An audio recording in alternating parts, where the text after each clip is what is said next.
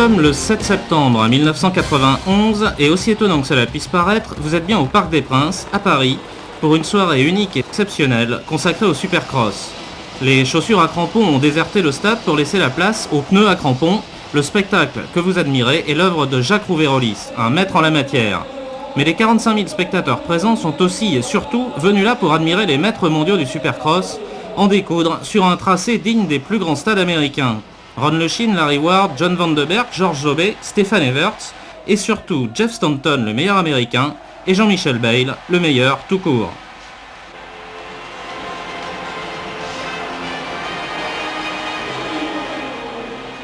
Jean-Michel qui va vous livrer ses commentaires sur ce premier Supercross du Parc des Princes, en commençant par la première série, où se trouve l'un des favoris, le Belge Stefan Everts.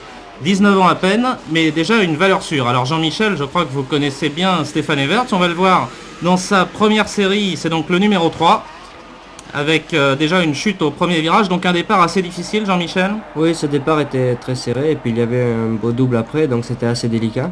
Et là, Stéphane est parti bien sûr en tête, et il est champion du monde, il est très confiant, et il roule très bien, et c'est un des meilleurs Européens en Supercross, donc il est facilement en tête de cette qualification. Oui, facilement en tête, donc avec juste derrière lui Larry Ward, un pilote américain qui roule très bien aussi, je crois, et qui est une révélation de l'année dernière, de 1990. Ben oui, il n'est pas très régulier en championnat US, mais sur les courses européennes, il arrive à faire de très bonnes courses de temps en temps, et c'est un adversaire très délicat dans certaines finales. Et en troisième place, on trouve donc un autre américain, Steve Lamson. Quatrième, Buddy Antoniez, encore un américain, et le français Christian Chomard qui prend la cinquième place et se qualifie devant Axel Holvet, un belge. Donc deuxième série avec là aussi quelques très bons pilotes en lice, dont Doug Dubac, je crois un pilote que vous connaissez assez bien dans le championnat américain. Oui, d'ailleurs cette année il a gagné sa première épreuve de Supercross aux États-Unis, et donc ça faisait longtemps qu'il roulait en Supercross, et c'est cette année qu'il a gagné la première fois. Donc il devrait faire de belles courses ce soir au parc. Voilà, Doug Dubac qui est le numéro 15, alors qu'ici on voit une chute du Belge Thierry Godefroy dès le premier tour. Pour le moment, eh bien, c'est Dean Matson qui est en tête. Et là on voit Donnie Smith qui a quand même été champion du monde 125 l'année dernière, qui a malheureusement pas pu défendre son titre cette année car il s'est blessé au milieu de la saison. Oui, Donnie Smith, donc le numéro 5 qui était en bagarre avec Doug Dubac, alors que pour le moment tout va bien pour Dean Manson. Là c'est Warren Edwards, un jeune anglais de 19 ans. Les anglais sont pas très spécialistes de Supercross en général. Oh, c'est-à-dire déjà ils n'ont pas trop de championnats là-bas, ils n'ont pas trop de courses. On a la chance en France quand même d'avoir beaucoup de Supercross, donc ça permet de progresser, et eux c'est vrai, ils n'ont pas vraiment de grandes courses chez eux en Angleterre, et en plus ils n'ont pas de championnat. Alors que là, on vient de voir juste Dean Matson qui est sorti de la piste. Heureusement, ce n'est pas trop grave, il va pouvoir repartir et se qualifier tout de même, puisque c'est les 6 premiers qui sont qualifiés. Alors Jean-Michel, qu'est-ce qui lui est arrivé là? Apparemment, il a pris un peu le bord gauche de la piste dans les whoops, et il a un peu heurté les balles de paille. Et c'est vrai que dans les whoops, si on fait une petite erreur, on sort de suite de la piste, donc il est tombé. Voilà, donc un des points les plus techniques de ce circuit du Parc des Princes, Jean-Michel, que l'on voit ici à côté de Jeff Stanton, les deux vedettes de ce premier Supercross du Parc des Princes. Et là, Jean-Michel, un bon départ pour vous? Oui, il était très bien, j'arrive presque premier au bout de la ligne droite, je vire à l'intérieur, et donc je prends le premier saut en tête. Donc tout allait pour le mieux là jusqu'à maintenant. C'était important d'être en tête comme ça au premier virage? Surtout pour la première qualification, parce qu'on ne sait pas comment les autres vont rouler, donc c'est très important de moins faire un bon résultat dans la première qualif. Bon, évidemment, là, l'adversaire numéro 1, c'est Jeff Stanton, le numéro 2. Et derrière, on peut voir le numéro 4, c'est Ron Lechien, un bon pilote américain, normalement dans le championnat des États-Unis, mais là, apparemment, il n'était pas au mieux de sa forme au Parc des Princes. Il n'a pas fait n'importe beaucoup de courses depuis 2-3 ans, car il a eu son accident aux États-Unis, il s'est cassé la jambe. Donc il reprend doucement, et bon, c'est vrai qu'il n'a pas la grande forme pour le moment. Alors on voit que dès les premiers tours, vous avez creusé un trou quand même assez important sur Jeff Stanton. Comment ça s'est présenté pour vous? Est-ce que vous avez essayé justement de vous détacher tout de suite ou est-ce que vous avez voulu vous économiser peut-être un peu pour la saison? Bah, généralement, j'utilise la qualification pour essayer de trouver des nouvelles trajectoires. Donc, même des fois, si je perds un peu du temps sur Jeff, c'est justement pour tester des nouvelles choses, des nouvelles lignes. Donc, même si je perds du temps, c'est pas grave. J'essaye juste d'utiliser toute la piste et de prendre des renseignements pour la finale. Et est-ce que c'est important aussi d'observer les adversaires, de voir comment ils passent certaines difficultés?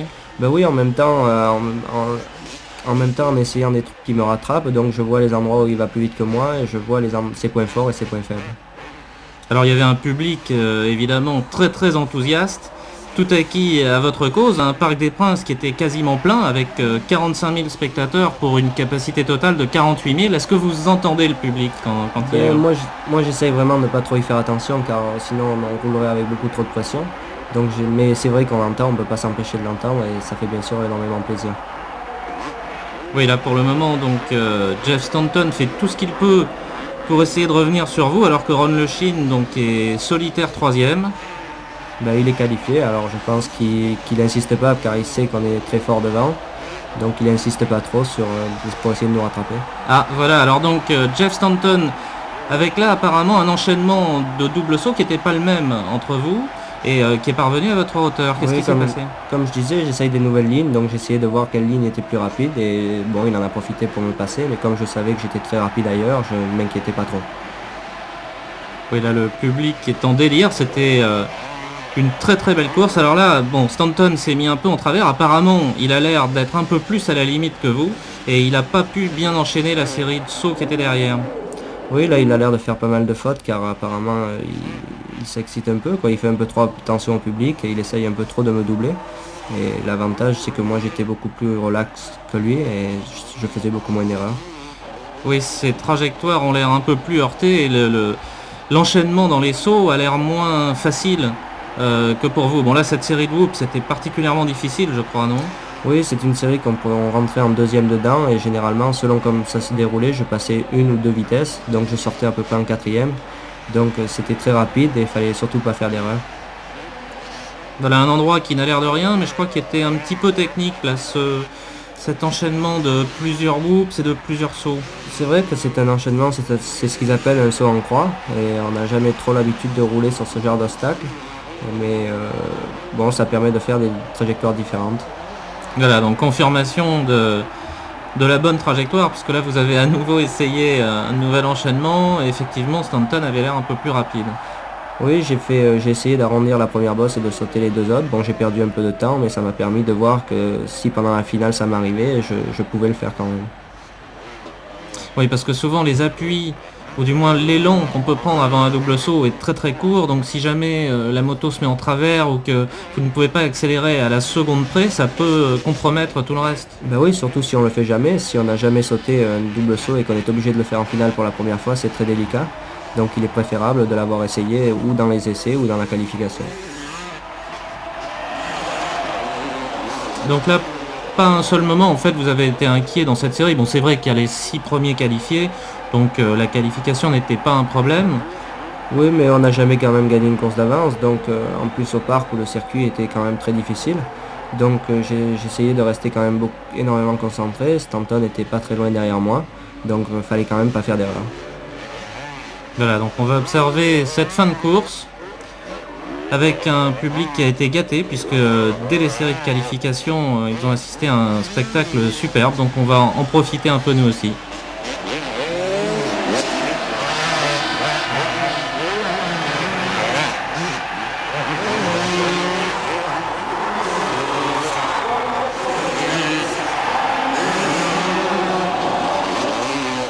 On peut voir une forêt de drapeaux bleus qui s'élève, c'est pour signaler à un pilote qu'il va se faire dépasser. Comment ça s'est passé à ce niveau-là pour vous, Jean-Michel? Oh, mais bon, on a eu la chance au parc d'avoir une piste très large et très grande, donc il est très facile de doubler les pilotes, les retardataires qui roulent beaucoup moins vite que nous. Donc de ce côté-là, on n'a pas eu trop de problèmes au parc.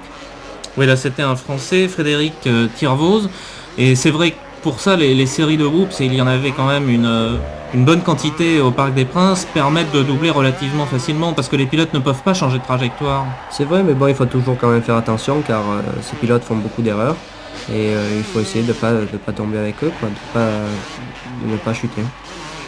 Oui, là on a vu que vous vous êtes retourné en l'air sur un triple saut, c'est toujours impressionnant. Est-ce que c'est facile à faire? Comment ça se passe quand vous êtes en l'air? Je veux dire, vous avez vraiment le temps d'observer, de regarder? Bah, n'importe comment, la décision de sauter a déjà été prise. Donc si je suis court, n'importe comment, c'est pas parce que je vais me retourner que je vais changer quelque chose. Donc je peux très bien faire tout ce que je veux en l'air, ça ne change plus rien à l'assiette de la moto et au décollage.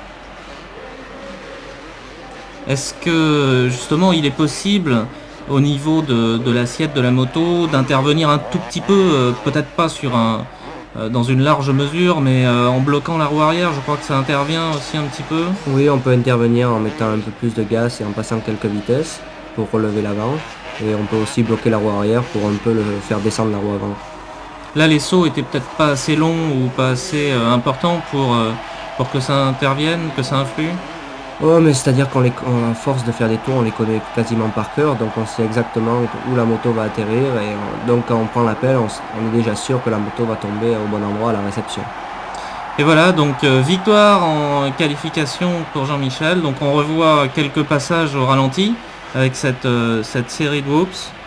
Oui, là Jeff qui revient très vite dans les whoops et qui me passe presque avant le triple saut. Et on voit sa moto qui est quand même montée beaucoup plus haut que la mienne, car j'atterris un tout petit moment avant lui. Oui, là l'important en fait c'est pas de sauter haut, c'est surtout de sauter loin, non? Bah oui, c'est surtout ça, c'est essayer de rester le plus à plat possible, que ce soit dans les whoops ou dans les sauts. Oui, j'ai vu dans cette première manche, il roulait déjà très vite, je me suis un peu relâché au début et il est revenu très près de moi, il m'a même passé une fois. Bon, j'ai tout donné après, bon je sais qu'il a beaucoup de courses, je dois me réserver pour la finale, mais je veux quand même gagner ici beaucoup de manches, alors j'essaye le tout pour le tout.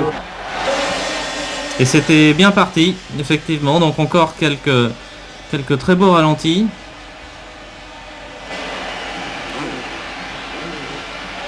Avec Jeff Stanton qui a dû déjà se faire quelques soucis à l'avance pour les demi-finales et la finale. Alors que là on va assister à la première des deux séries de repêchage.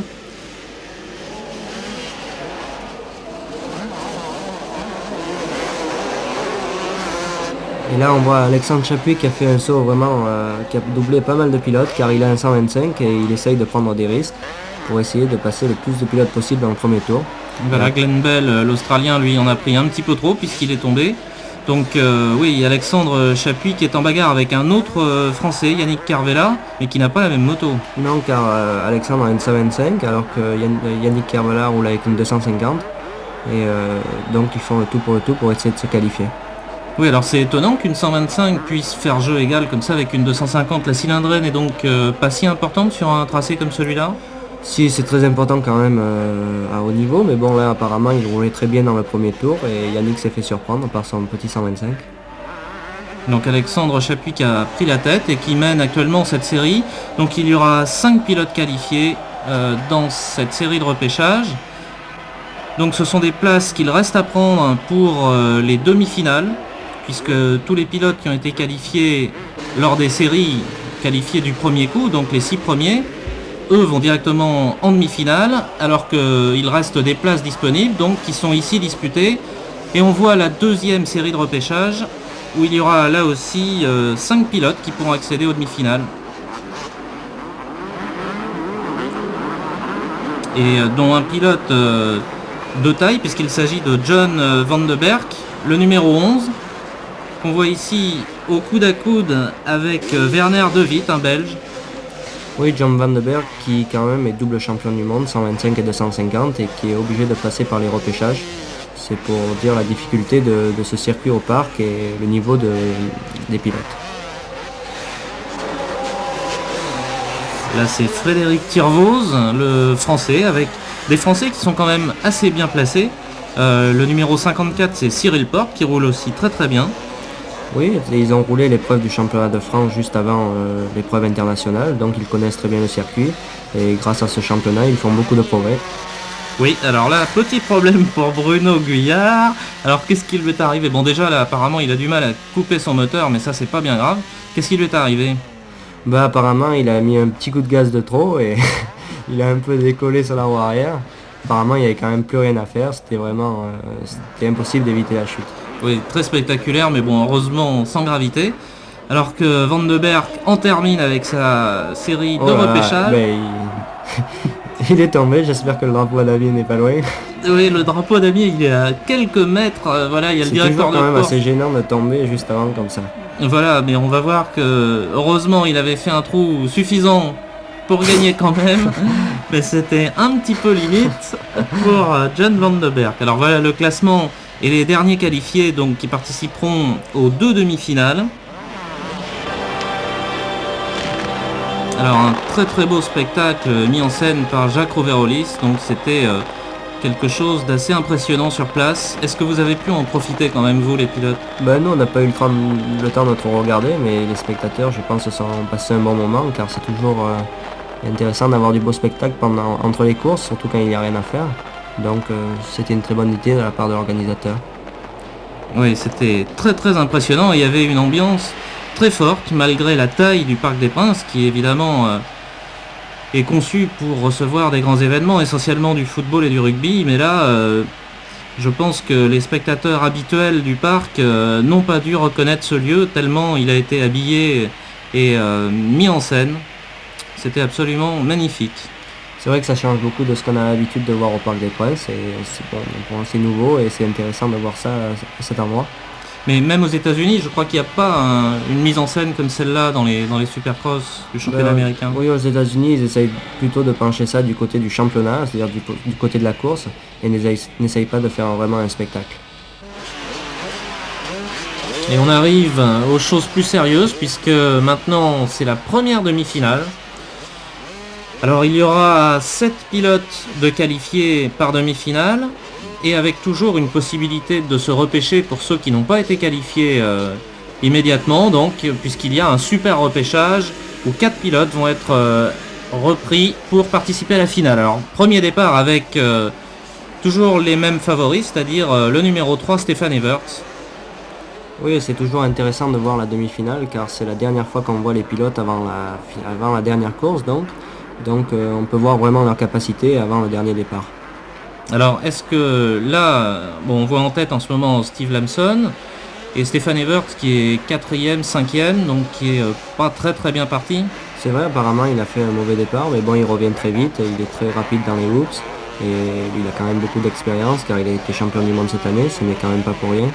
Donc je pense qu'il va quand même arriver à faire une belle course. C'est important au niveau moral là de faire une remontée comme il est en train de la faire quand même avec des pilotes de valeur, puisque il y a donc l'américain Steve Lamson qui est devant, c'est un bon pilote. Je veux dire, s'il arrive à le remonter relativement facilement, est-ce que c'est important au niveau moral avant la finale? Ouais, au plus, c'est vrai que c'est vraiment important, au plus on passe des pilotes, au plus on est confiant. Donc je pense que c'est très important pour lui de gagner cette course. Là, il n'est plus question de découvrir des nouvelles trajectoires. Je pense qu'au bout d'une première série, déjà, vous avez fait le tour de la question à peu près. C'est-à-dire, lui, là, pour le moment, il essaye de remonter, donc je pense pas qu'il s'occupe de trouver des trajectoires. Mais si le pilote est en tête et tout seul devant, ça serait une bonne idée de regarder un peu où il pourra passer pendant la finale. Voilà, donc les choses se précisent, puisque maintenant Stéphane Evert est dans les roues du leader, Steve Lamson. Et derrière lui en 3e position, un autre américain, Denny Stephenson. Oui, qui roulait très bien aux États-Unis en 125 l'année dernière, qui a été champion du côté Est. Mais cette année n'a pas très bien réussi son passage en 250. Mais qui est quand même une valeur un peu sûre du Supercross US, malgré que cette année il n'a pas fait de très grands résultats. Voilà, on a vu que Everts avait repris pas mal de terrain là sur Lamson, uniquement dans la série de whoops. Je crois qu'il va le passer aussi dans les whoops, voilà, comme on voit. Il est très rapide et sa moto marche très bien et il a très bien réglé sa moto pour aujourd'hui. Donc il est très à l'aise dans cette série de whoops. Oui, alors c'est deux séries de whoops assez rapprochées mais qui sont pas vraiment identiques. La première, les bosses ont l'air plus petites et plus rapprochées. Et dans cette seconde, ça a l'air assez difficile de trouver un bon rythme. Oui, le gros problème dans la seconde, c'est que les whoops étaient très glissants, ils étaient très tassés. Donc c'était très difficile de prendre de la vitesse en l'intérieur, car la roue arrière patinait très facilement. Alors que la première série, on pouvait quand même prendre de la vitesse, malgré qu'on sortait presque arrêté du virage. Voilà, et là, Stéphane Evert fait tout de suite en un tour, il a pris pratiquement 3 secondes à Steve Lamson, il a l'air quand même assez à l'aise. Hein. Oui, c'est vrai qu'il est très à l'aise dans les whoops, il est très à l'aise de partout. Et il est très bien pour la finale et il devrait faire un très bon résultat tout à l'heure en finale. Est-ce qu'il y a une grosse différence pour le pilotage entre le motocross classique, puisque là il a fait toute la saison en 125, et il a donc été champion du monde 91 en 125 motocross, et le supercross? C'est vraiment une technique qui est complètement différente? Oui, c'est quand même complètement différent, mais bon, tous les pilotes de la nouvelle génération font aussi du supercross à l'entraînement. Donc je pense qu'il n'y a pas de problème pour lui, il s'est entraîné, donc il est autant à l'aise en supercross qu'en motocross. Il est relativement jeune, donc il a 19 ans, et il a déjà fait quelques résultats quand même en supercross, notamment dès Maastricht, je crois en fin de saison 89, il avait commencé à pointer le bout de son nez déjà. Oui, c'est vrai, on commençait à le voir rouler en 89, il était très jeune, mais il faisait beaucoup d'erreurs à cette époque. Mais bon, et apparemment, il s'est entraîné et a fait beaucoup de progrès cette année. Voilà, pas de problème non plus donc pour Steve Lamson qui va assurer sa qualification pour la finale. Toujours en seconde place, assez loin maintenant de Stefan Everts. Mais là je pense que probablement les pilotes assurent leur position dans les derniers tours. Inutile de se gaspiller les forces dans une course où là, une fois que la qualification est assurée, il n'y a plus beaucoup d'intérêt. Donc voilà. Victoire pour Stefan Everts. On voit là au ralenti sur les boots.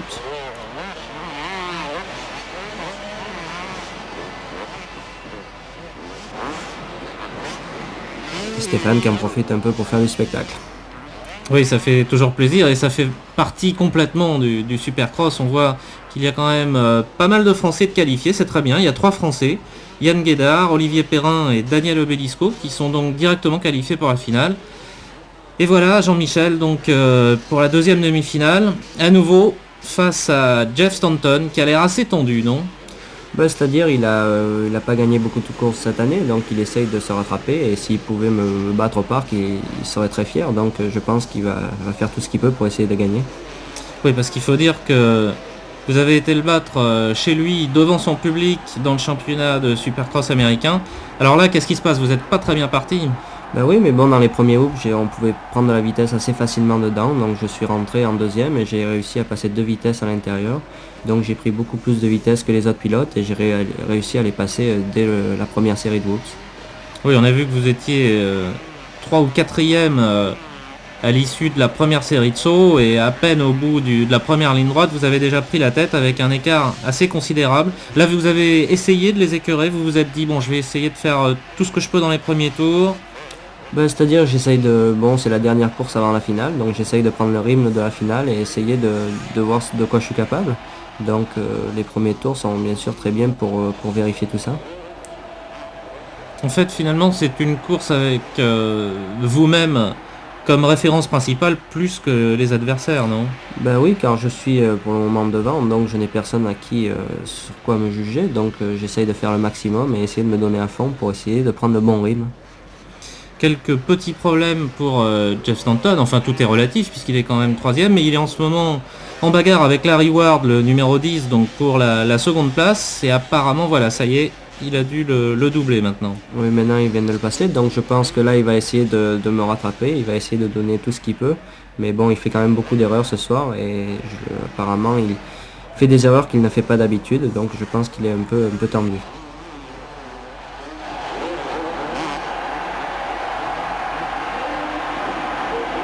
Et voilà, Larry Ward qui s'accroche même un petit peu derrière Stanton.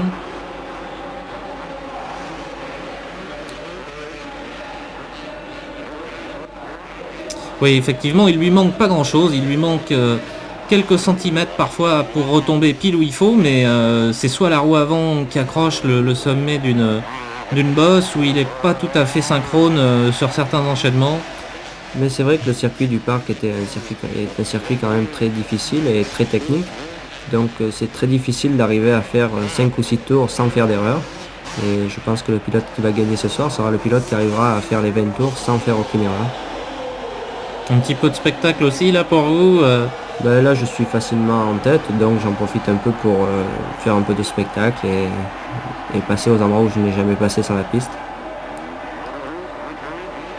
On a vu que vous preniez souvent la ligne gauche complètement dans la première série de whoops, au ras des bottes de paille. Il y a une raison à ça? Oui, c'est-à-dire que tous les pilotes passaient au milieu et donc ça faisait les whoops n'étaient plus très réguliers au milieu.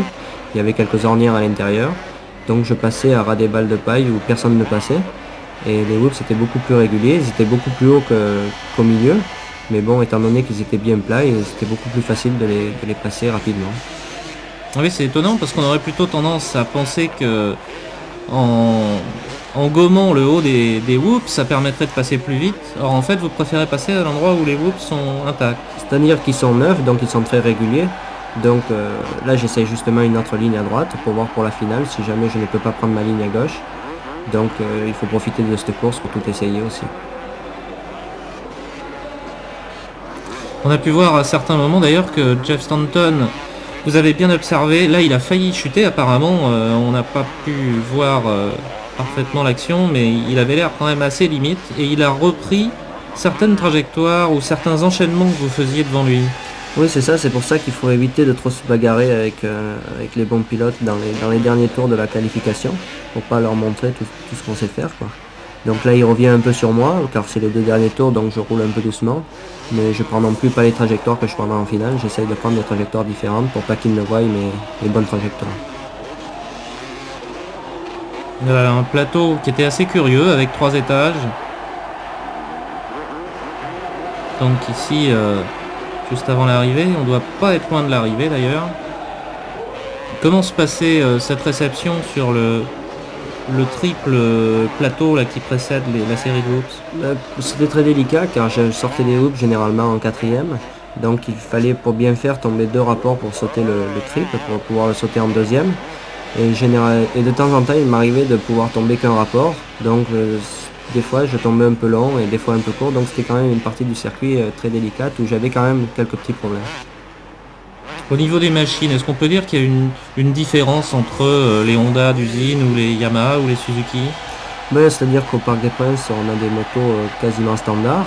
On a une bonne fourche dessus et un bon amortisseur. Sinon, tout ce qui est moteur est tout à fait standard. Voilà, une qualification plus qu'assurée pour Jean-Michel, puisqu'il a parfaitement dominé cette deuxième demi-finale, où on trouve 5 Américains et John Vandenberg, donc qui a bien fait de se repêcher tout à l'heure, mais par contre plusieurs Français ne sont pas là, mais on les retrouve ici au super repêchage, donc une autre chance qui leur est offerte de se qualifier pour la finale. Cette fois il n'y aura qu'une course, avec quand même pas mal de bons pilotes, puisqu'on trouve Doug Dubac en particulier et Donny Schmidt, les 2 Américains, qui sont quand même des très très bons, et bien sûr plusieurs Français. Là on voit le 15, donc Doug Dubac. Ça vous est déjà arrivé de repasser par les repêchages? Je me rappelle plus, mais pas souvent, ça m'est pas souvent arrivé.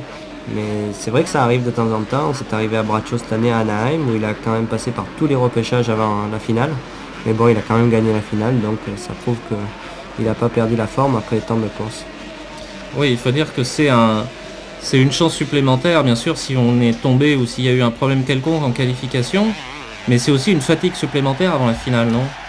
Oui, c'est sûr que on se fatigue tout le temps à rouler. Là, on voit Frédéric Vial qui fait apparemment une bonne course, qui vient de placer Donny Smith dans les whoops. Et c'est un très jeune pilote français et qui a beaucoup d'avenir. Oui, Frédéric Vial qui a 18 ans et qui vient en plus juste de remporter la manche du championnat de France de Supercross en 125, donc quelques heures à peine avant cette course. Oui, d'ailleurs, là, il roule avec une 125 et les autres pilotes sont derrière avec une 250. Donc, il part déjà avec un gros désavantage sur ce circuit du Parc des Princes. Oui, donc une performance superbe, puisque bon, si Doug Dubac est largement en tête de ce super repêchage et donc va pouvoir se qualifier pour la finale, eh bien il est en seconde position, il devance Donny Schmidt, qui est quand même qui a été champion du monde en 125 cm3. Oui, donc bon, c'est vrai qu'on voit là qu'il y a des pilotes quand même des pilotes français qui s'entraînent en championnat de France de Supercross et qui arrivent à doubler quand même des pilotes qui sont champions du monde. Donc ça prouve que le Supercross est une question d'entraînement et qu'il faut continuer à s'entraîner et continuer à faire des courses. Voilà, donc les 4 pilotes qui retrouveront les autres qualifiés pour la finale, vous les avez sur l'écran, et un autre Français, Christian Chomard, donc 2 Français repêchés pour la finale, et à nouveau un show de lumière, de feux d'artifice et de musique juste avant, bien sûr, la grande finale de ce premier Supercross qu'on va admirer tous ensemble.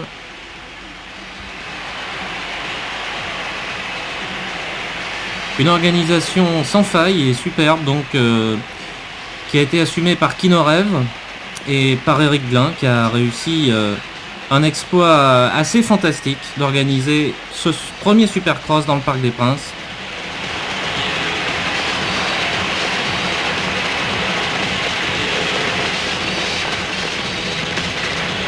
Ça va être la mise en place donc pour la grille de départ de cette finale. Alors est-ce que vous êtes tendu là avant le départ? Non, en plus c'est difficile d'être tendu avec un mécanicien qui vous raconte des blagues et qui vient de me dire de montrer à toutes les grenouilles qu'il y avait dans le stade comment j'allais enfumer le bœuf qu'il y avait à côté de moi. Oui, donc, alors... difficile d'être tendu dans ces conditions. Oui, il faut dire donc qu'aux États-Unis, votre mécanicien est américain, et aux États-Unis, les Français, c'est les grenouilles, les froggies. Et donc ça va être effectivement intéressant de suivre le débat final. Et pourtant, là, Jeff Stanton est mal parti, mais c'est pas le cas pour vous, hein. Non, je suis très bien parti. J'ai bien négocié le premier virage et le premier double saut, ce qui m'a permis d'être en tête dès la première série de whoops.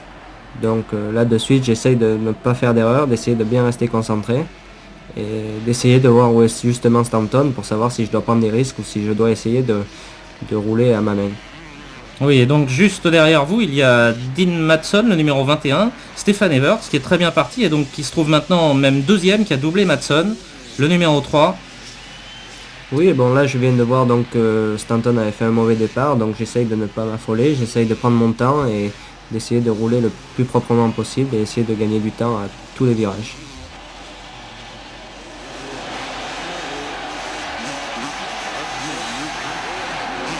Voilà, donc Jean-Michel Bayle en tête avec déjà une avance, on peut pas dire confortable, mais déjà assez substantielle sur Stefan Everts le 3, Dean Matson le 21, donc et Jeff Stanton qui a donc dépassé Doug Dubac et qui va partir maintenant à la poursuite de Matson et Everts.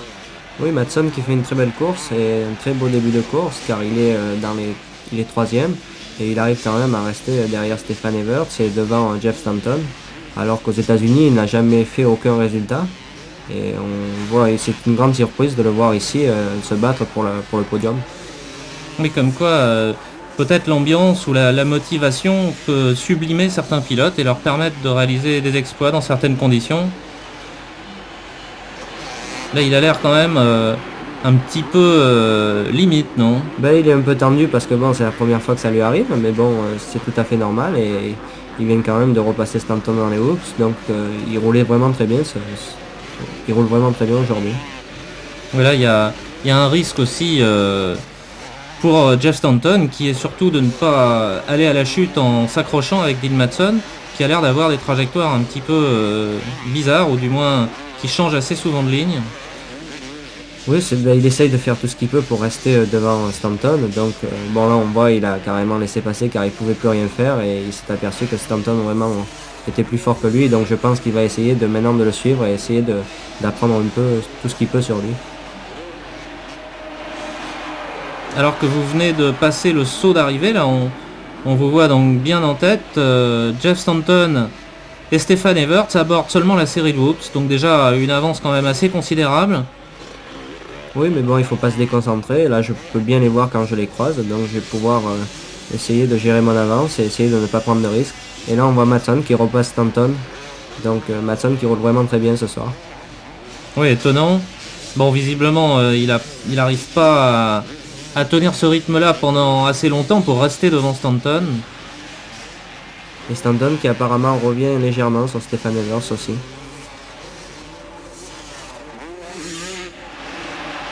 Là, il y avait une petite bosse juste à l'amorce du premier virage après le départ. C'était une petite bosse assez difficile à négocier, donc il pouvait perturber pas mal le freinage et la prise de cette courbe. Oui, c'était assez délicat de la négocier car ça pouvait créer une chute car on pouvait très facilement partir sur la roue avant. surtout à cet endroit-là de la piste où on freine de la roue avant, donc la moto a tendance à partir très fort sur l'avant. Donc c'est un endroit très délicat sur le circuit. Oui, on va pouvoir revoir tout à l'heure à plusieurs reprises. Vous aviez une façon très particulière d'aborder, voilà, cette petite bosse. Oui, je profitais de la réception donc, du saut qu'il y avait avant pour écraser ma fourche et pour pouvoir négocier la bosse sur la roue arrière. Donc je pouvais poser ma roue avant juste après la petite bosse et pouvoir commencer à freiner sans m'inquiéter de partir sur la roue avant. Ouais, ça demande une synchronisation parfaite, évidemment, parce que si vous vous mettez sur la roue arrière un peu trop tôt ou un peu trop tard, ça peut être gênant. Là, on Là- voit Stanton qui rattrape quand même bien Everts et qui essaye de se battre pour la seconde place. Oui, là la lutte se précise. Est-ce que, à votre avis, là Stefan Everts a vu Stanton? Est-ce qu'il se retourne autant que vous pouvez le faire des fois sur certaines bosses? Ça demande quand même un certain sang-froid de se retourner pour voir où sont les adversaires. Oui, mais je pense Temporon qu'il a très bien vu arriver, donc il va essayer de tenir devant et il va essayer de garder sa seconde place. Et c'est un des moments où il faut que je profite absolument de ça, car ils essayent de se doubler un et l'autre, donc ils perdent un peu du temps, et moi je suis tranquille devant, donc je peux arriver à gagner beaucoup de temps en peu de tours. Donc il faut absolument profiter de cette occasion. Au niveau de la condition physique, le Supercross a évidemment une réputation terrible. Qu'est-ce qui est le plus fatigant? Alors que là, vous prenez quand même un tour à John Van de Berg, c'est pas rien. Et relativement vite. Oui, donc qu'est-ce qui est le plus fatigant au niveau physique? Je pense que c'est les hoops qui sont vraiment le plus physiques, car on a tendance à être crispé à l'intérieur pour tenir la moto bien en ligne. Et il faut au contraire essayer de se relaxer et essayer de les passer comme si c'était une ligne droite toute plate. Donc je pense que c'est la partie la plus délicate et la plus physique du circuit. Voilà, donc vous commencez à rattraper les derniers pilotes. Oui, c'est toujours un instant où il faut quand même rester très concentré, car il y a un peu des drapeaux jaunes de partout sur la piste et il y a beaucoup de chutes dans les pilotes retardés. Donc il faut faire très attention à ce moment-là de la course. Oui, là on a vu Stefan Everts qui était légèrement désynchronisé sur la série de whoops et Jeff Stanton en a profité pour revenir un petit peu. Il a l'air un peu en catastrophe, non? C'est-à-dire il voit que Stanton n'est vraiment pas loin, donc il commence à fatiguer un peu, à se crisper et à faire beaucoup d'erreurs. Donc je pense que Stanton ne va pas tarder à passer.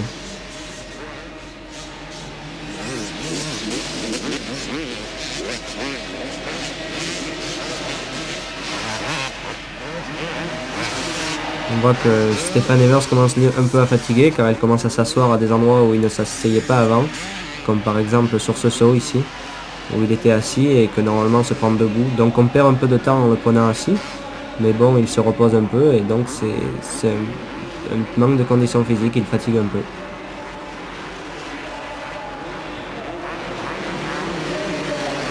Pour le moment, donc, Stefan Everts continue à tenir cette seconde place, mais visiblement, Stanton se fait de plus en plus pressant derrière. Stanton qui a un style assez heurté, si ce n'est brutal, tout en étant efficace. Il ressemble un peu à un bûcheron, d'ailleurs, il a été bûcheron, je crois. Oui, c'est vrai qu'il se bat beaucoup sur cette piste apparemment et il essaye de gagner du temps en essayant de brusquer un peu la moto. Et c'est vrai qu'il faut être très en forme pour arriver à faire ce qu'il fait, mais bon là on le voit qu'il passe Stefan Evers sur le double saut. Effectivement, et juste à l'endroit justement où vous faisiez remarquer que Stefan Everts s'asseyait sur la moto, donc il devait perdre effectivement... C'est-à-dire quand il s'assoit, il met un peu plus de poids sur l'amortisseur à l'appel du saut. Donc la moto a tendance à repartir un tout petit peu plus haut que le pilote qui reste assis. Donc c'est une perte pas très grande, mais bon, on peut facilement perdre 1 mètre ou 2. Donc Stanton en a profité pour le passer. Voilà, maintenant on va voir si Jeff Stanton est capable de distancer Stefan Everts et éventuellement de revenir sur vous, ce qui paraît là un petit peu compromis puisque vous avez profité effectivement de ce début de course pour creuser une avance assez importante. Oui, puis je le surveillais dès le premier tour, j'ai vu sa place et je vérifiais qu'à chaque tour il ne me rattrape jamais, donc je suis pas du tout inquiet. Oh ben là il fait vraiment une erreur avec John Van de Berg. Il a essayé de le passer sur le côté gauche et apparemment il a dû prendre une pierre où il a fait une petite erreur et il est parti brusquement sur le côté droit de la piste et a heurté la roue arrière de John Van de Berg. Voilà, on va le revoir sous un autre angle. Donc une des erreurs qui est toujours délicate quand on double des attardés, parce que bon, il faut voir que John Vandenberg est 12e, c'est quand même pas très loin, mais il se fait déjà prendre un tour par les premiers, donc c'est le genre de problème. Voilà, on revoit au ralenti. Oui, là il tord un peu sa roue arrière, il a une perte d'équilibre et il lui a heurté la roue arrière à John Vandenberg. Peut-être un petit peu de fatigue aussi, non Il a fait une erreur où s'il n'avait pas eu Vandenberg, je pense qu'il ne serait jamais tombé. Mais bon, il a fait une erreur à un moment où il n'aurait pas dû la faire. Et bon, il était peut-être pas assez concentré ou il a peut-être pas fait assez attention. Voilà, et malheureusement pour Jeff Stanton, il va rechuter à peine quelques minutes plus tard et finalement il va rentrer au parcoureur et abandonner là la finale car il était très loin. Oui, c'est sûr que pour lui, ce qu'il voulait faire, c'était gagner cette course. Car c'était le plus important pour lui et c'était d'essayer de me battre au Parc des Princes devant mon public. Et là, bon, il a aucune chance, il s'est aperçu qu'il n'avait plus aucune chance de pouvoir me battre, de pouvoir déjà gagner la course. Donc apparemment, il va rentrer au parc. Voilà, donc là vous reprenez à nouveau un tour à Doug Dubac qui est cinquième de la course, donc et qui est déjà un tour derrière vous. Alors parlons un petit peu de cette saison 1991 aux États-Unis. Donc comment ça s'est passé? Vous avez fait là un affront à tous les pilotes américains, au motocross américain en général, qui était considéré comme le summum de ce qui se faisait au monde en motocross. Et vous avez réussi un pari qui paraissait insensé, ne serait-ce qu'il y a 2 ans. C'est vrai que bon, pour la première année où je suis allé aux États-Unis en 1990, j'ai terminé déjà 2e du championnat de Supercross à 7 points de Jeff Stanton, ce qui n'était déjà pas très loin. Mais bon, j'avais pas quand même été assez régulier pour pouvoir gagner ce championnat. Et bon, cette année, tout s'est très bien passé. J'ai gagné beaucoup de courses. J'ai eu le record du nombre de victoires. J'en ai gagné 8. Et Jeff roulait très bien au début et il était avec moi au tout premier plan. On était très serré au championnat. Mais bon, il a fait une erreur par la suite et il a chuté. Et il s'est blessé, donc il a raté 2 courses, ce qui m'a permis de prendre le large championnat et de pouvoir le gagner avec quand même beaucoup de points d'avance. Oui, alors le plus important c'était le championnat Supercross de 150, et vous avez aussi participé au championnat outdoor de 150 et 500 outdoor.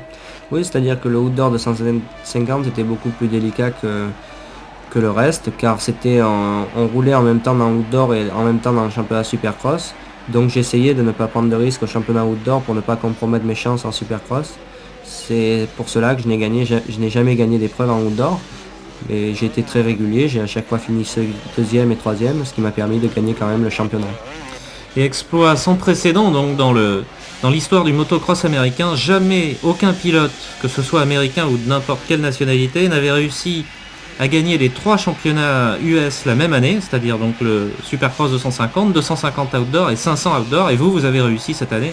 Oui, ben surtout après avoir gagné le 250, j'étais très confiant pour le 500, car je me faisais énormément de soucis pour le 250, et le 500 j'étais très confiant, car quand j'étais venu la première fois en 1990, j'avais déjà gagné une épreuve, donc je savais très bien que j'avais le niveau pour pouvoir gagner ce championnat.